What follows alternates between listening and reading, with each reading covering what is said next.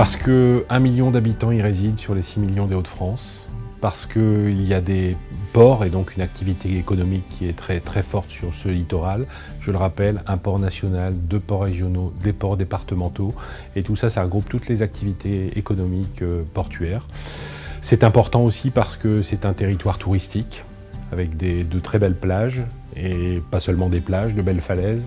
des espaces protégés. Voilà, donc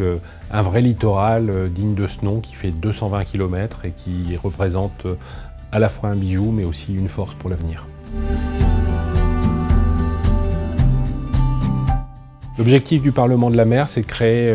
une grande famille des acteurs de la mer et du maritime sur le littoral des Hauts-de-France. Il ne vous a pas échappé que les régions ont été fusionnées en 2015 et donc il nous fallait un outil permettant à la fois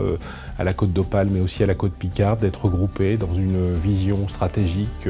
du futur au service de la région, des collectivités mais aussi des citoyens.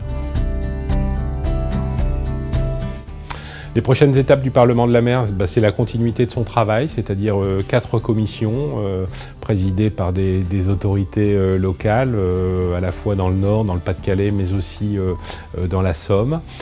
qui vont continuer à s'activer sur les sujets importants. Alors, ou en autosaisine par exemple, ou sur demande des collectivités si nécessaire, toujours sous l'égide de sa grande sœur, la région Hauts-de-France, présidée par Xavier Bertrand, qui a été un des acteurs réalisateurs de cette opération de création du Parlement de la mer.